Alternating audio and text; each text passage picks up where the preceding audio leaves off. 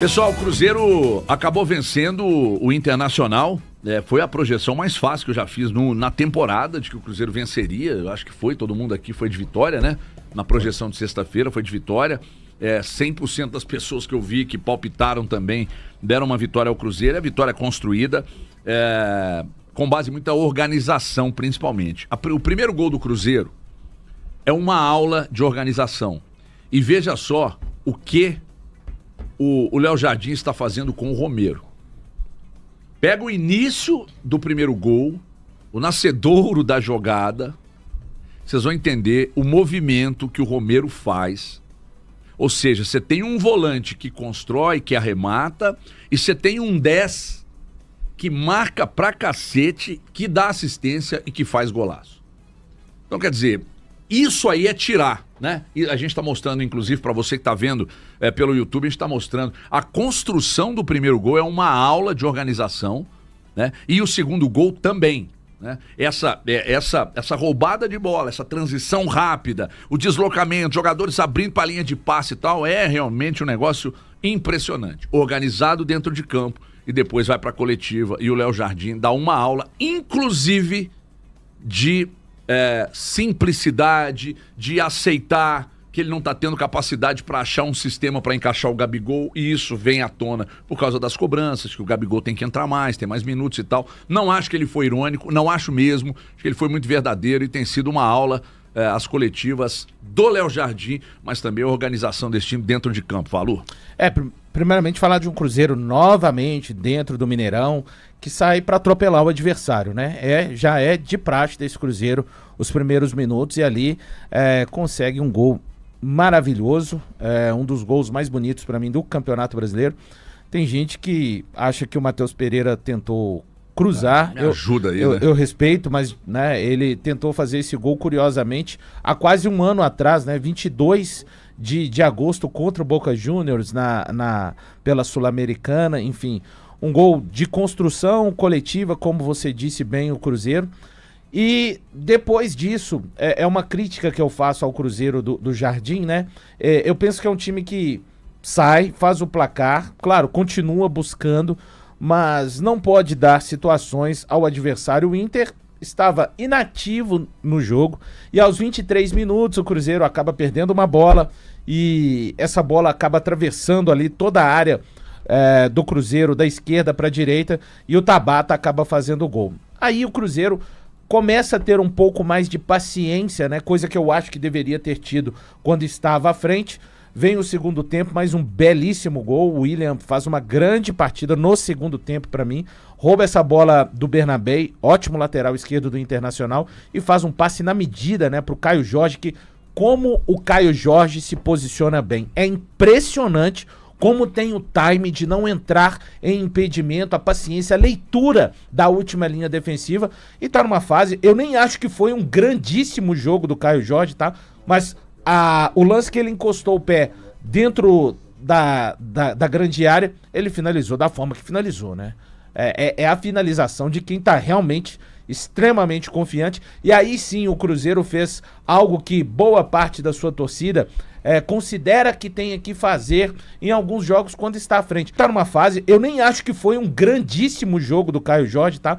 Mas o lance que ele encostou o pé dentro da grande área, ele finalizou da forma que finalizou, né? É a finalização de quem tá realmente extremamente confiante, e aí sim o Cruzeiro fez algo que boa parte da sua torcida considera que tem que fazer em alguns jogos quando está à frente. É ótimo para os torcedores ver o time pressionando, buscando o terceiro, o quarto gol, mas nem sempre você vai conseguir. Por uma questão de inspiração, por uma questão que envolve o futebol. Você não consegue concretizar em gols todas as oportunidades que você cria em uma partida. Quando o Cruzeiro faz o segundo gol, o Cruzeiro literalmente, o Inter que já não havia conseguido criar muito, passa a ser um Inter inoperante, o Cruzeiro passa a atacar se defendendo, muita posse de bola no campo do adversário, sem a posse improdutiva, até que citou um pouco na sua coletiva o Leonardo Jardim. Os bancários, né, para usar um termo da NBA, eu acho que os bancários tiveram um papel importante que entraram em campo. O Matheus Henrique, ele entra depois do lado esquerdo, no lugar do Wanderson, aí o Jardim fica mais protegido, né? Com o Christian de um lado e o Matheus Henrique do outro. O Kaique Kenji entra bem, chamando faltas, segurando um pouco a bola lá no ataque. O Gabigol entra bem também, pra mim, conseguindo até criar possibilidades, chamando um pouco de falta. E o Eduardo no lugar de um cansado Lucas Silva. Os bancários, num cenário ideal para qualquer time de futebol, o ideal é que eles entrem e façam a diferença. Mas eu acho que em alguns contextos, só de cada um contribuir com nota 6, se o time estiver vencendo, cara, já ajuda demais. E foi o que, pra mim, os jogadores que saíram do banco acabaram fazendo. Uma partida de manual, pra mim, do Matheus Pereira. Ele foi o melhor em campo, disparadamente. O Matheus Pereira, HG, ele jogou 77 minutos, marcou um gol, 2 passes decisivos, ele venceu 9 de 13 duelos, foi o melhor no jogo isso. São 4 desarmes, ele foi o primeiro em desarmes no jogo e são 4 faltas sofridas também, o que mais sofreu faltas na partida. Só um último detalhe, o Cruzeiro chegou à 12ª vitória. Curioso é que nessas 12 vitórias, em 11 delas, o Cruzeiro precisou de marcar 2 ou mais gols para que se saísse vencedor. O Cruzeiro tem uma vitória de apenas 1-0 para cima do Vasco. Nas outras vitórias, 11 marcou 2 ou mais gols para sair com a vitória, HG. O Guilherme Souza tá me lembrando aqui que o gol do Matheus Pereira lembrou aquele do Alex contra o Fluminense em 2003 e tem um do Messi também contra o Betis, né? Isso em 2019. Isso não quer dizer que a gente tá comparando o Matheus Pereira nem com o Messi, nem com o Alex. Não, eu tô. Não, eu não. Estamos comparando os lances, né? Aqui, pra deixar bem claro da minha parte. Pra falar da equipe do Cruzeiro, né? Só uma coisa desse gol do Matheus Pereira, Elton, desculpa. É o que eu ia voltar lá. Eu vi um lance no Instagram. E contra o Boca, no ano passado, ele quase fez um gol igual a esse, só que a bola pegou na trave. E o Romero defende. Olhando para o time do Cruzeiro, né, você vê muito organização, confiança e entendimento. O entendimento, para mim, é um primoroso nessa história. Porque hoje, quando a gente fala do Matheus Pereira, o Matheus Pereira ele teve entendimento do que o Leonardo Jardim queria para ele. Então, se existiram ruídos no início da temporada, logo na chegada do Leonardo Jardim, eles já não existem mais. Ele teve entendimento da importância dele para o grupo, da forma que ele ia correr em campo, da forma que ele ia marcar em campo, e ele comprou todas as colocações do Leonardo Jardim. E o que está acontecendo com o futebol dele? Eu acho isso fabuloso. Matheus Pereira, ele tem 4 gols no Campeonato Brasileiro e 6 assistências. 6 assistências.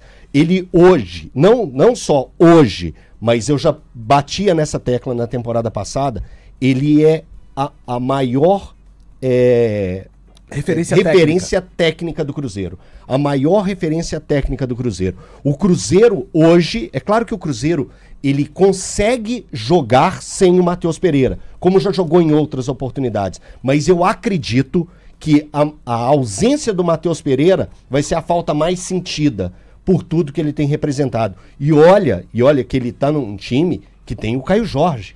O Caio Jorge hoje ele tem 20 participações em gols com a camisa do Cruzeiro dentro do Campeonato Brasileiro. Em 20 São jogos. 15 gols marcados e 5 assistências. Hoje é impensável você cogitar dar a posição de melhor jogador do campeonato para um jogador que não seja para o Caio Jorge. E hoje, 3h30 da tarde, Ancelotti! Não tem como. Ancelotti! Não tem como. Vem aqui. Se não convocar, boicote. Dá um abracinho aqui. E aceita. São 2 jogos que o Brasil vai ter como um amistoso de luxo. Que é contra o Chile e contra a Bolívia. É isso, gente? Isso, Chile e Bolívia. O Brasilzão já está classificado. Dá essa moral. Dá uma olhadinha diferente pro senhor Caio Jorge. É um jovem, mas eu chamo de senhor pelo talento que ele vem colocando. Rapidinho do Caio Jorge, ele já atingiu com o gol marcado no sábado o número de 15 gols, é o número da artilharia do Campeonato Brasileiro o ano passado. Yuri Alberto e Alejandro marcaram 15 gols. Detalhe que ele ainda tem 17 jogos pela frente dentro do Campeonato Brasileiro. Eu não sei se está cedo, já está tarde, mas dá para eleger já o Leonardo Jardim como melhor técnico do futebol brasileiro em 2025. Pelo menos é o melhor trabalho. Notável. Cara, impressionante. Ele tem o grupo inteiro nas mãos. Inteiro. Inclusive... E ele consegue entregar um Cruzeiro mesmo quando entram os reservas, como disse o Valu, que, cara, joga um futebol de alto nível. A gente fala sobre a entrada do Eduardo, que faz mais de uma função nesse Cruzeiro. Vai bem. A gente fala do Matheus Henrique, que entrou nesse jogo, pra mim, bem. Aí tem o Gabigol, que pra mim é um monstro. E o Kaique Kenji, que é jovem e que também entrou bem. Além dos 11 titulares, estão voando. Então, hoje, eu olho pro trabalho do Jardim e eu não consigo ver de forma diferente. Pra mim, é o melhor trabalho do futebol brasileiro em 2025. Ele tá à frente, inclusive, do Felipe Luiz. Eu não vou cometer o que o meu ídolo, Renato Gaúcho, cometeu lá atrás e dizer, mas com o Flamengo é fácil. Não é tão fácil como a gente viu, né? Mas... E a passagem dele mesmo lá... Não foi ruim. Ele foi vice-campeão de Libertadores, vice-campeão brasileiro. Ele teve um trabalho ok. Um bom trabalho. Mas, convenhamos, ele tem muito mais qualidade, muito mais peças de qualidade à disposição dele do que tem o Leonardo Jardim.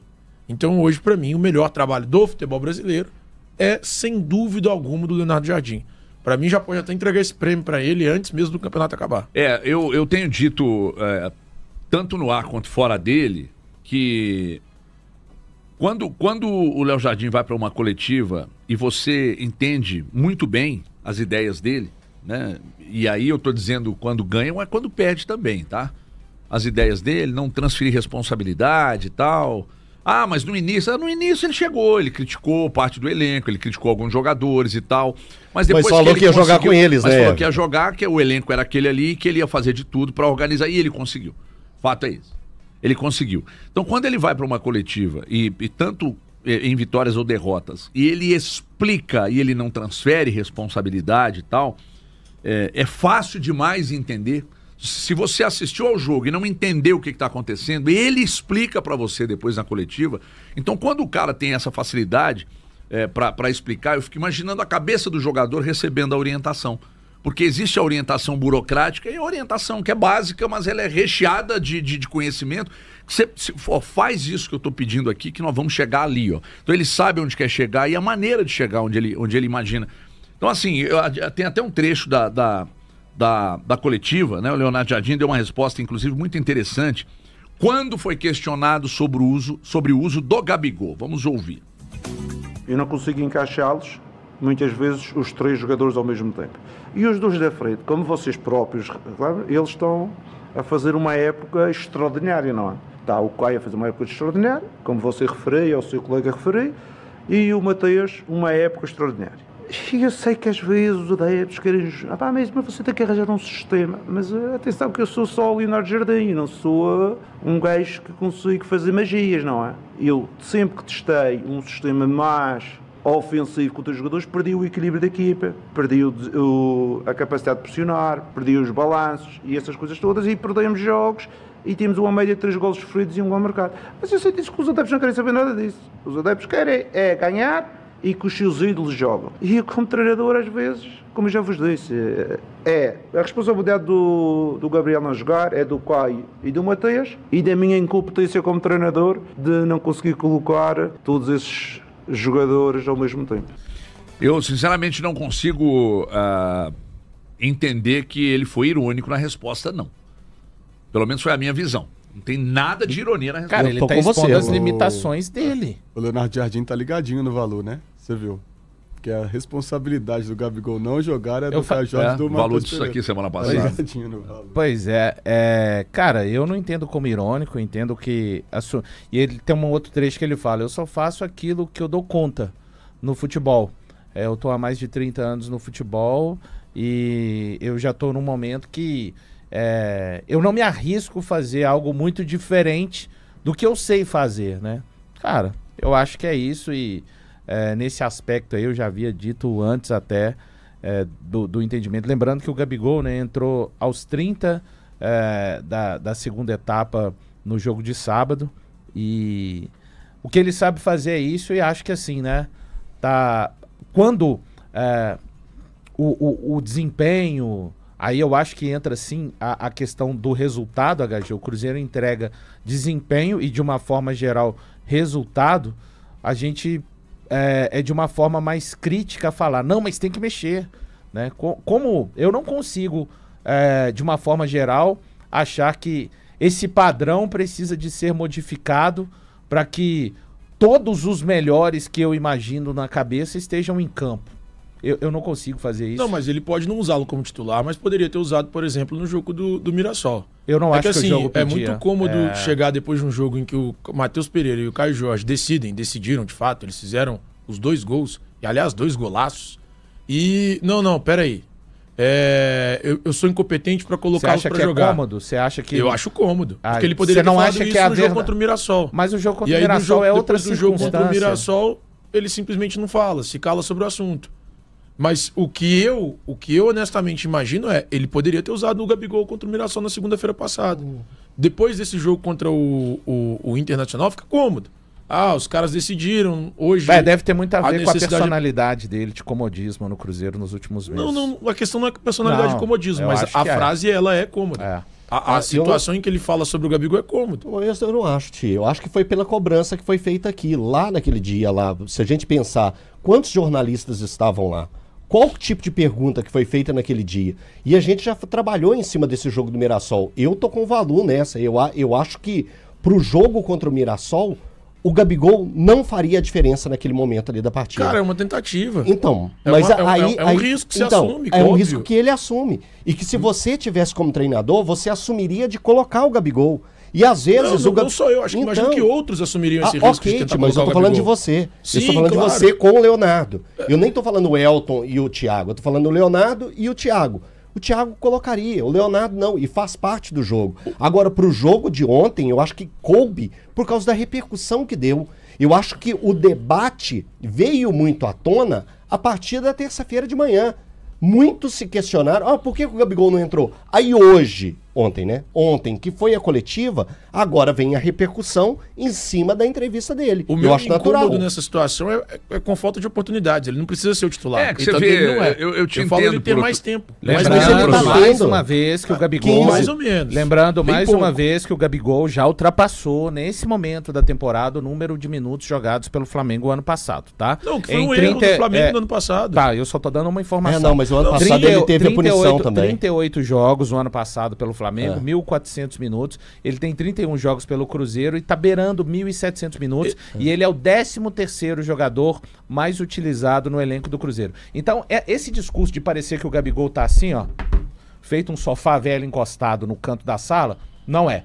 Tá? Esse discurso, ele não tá de acordo com o que tem acontecido. Só para deixar bem claro. Mais minutos. A questão não é o discurso de que ele tá um sofá velho encostado. Ele não tá encostado. Pedroso, ele precisa ter mais minutos. No ano passado ele ainda tinha um problema com o técnico do Flamengo, que era o Tite. Em boa parte da temporada foi o Tite que comandou o Flamengo. O Tite não gostava, profissionalmente ou pessoalmente, não sei o que, eu acho que era pessoalmente, do Gabigol. E ponto, cara. Ele não usava. Aqui, eu imagino que ele pode ter mais oportunidades. Porque, pra mim, o Elton acredita que é o Matheus, eu acredito que o Gabigol é o jogador, tecnicamente, mais diferenciado desse Cruzeiro. E eu utilizaria com mais frequência. Eu entendo o torcedor quando ele diz assim, porque a gente vê o Marquinhos entrando, vê o Lautaro entrando e não vê o Gabigol entrando e tal. Só que numa conversa, e aí como não me pediu sigilo, então eu posso falar, numa conversa com o Júnior Pedroso falou sobre o Gabigol querer mais minutos, e o Gabigol tá na dele, eu também gostaria, se estivesse no lugar do Gabigol, mas por outro lado, ele disse que o Léo Jardim está administrando muito bem isso na cabeça do Gabigol. O que é administrar? Cara, eu pretendo te dar mais minutos, mas você, por outro lado, entende que o time tá num encaixe aqui que fica muito difícil. Mas eventualmente, sim, pode até usar, mas não pelo menos na visão do jogador e do seu agente, não é nada de perseguição como era no Flamengo, quando parecia ter, de fato, um problema pessoal entre o Tite e o Gabigol no Cruzeiro. Passa muito longe disso. Agora, o que passa perto é o maior campeonato de apostas do Brasil, que tá rolando, e ainda dá tempo de você provar.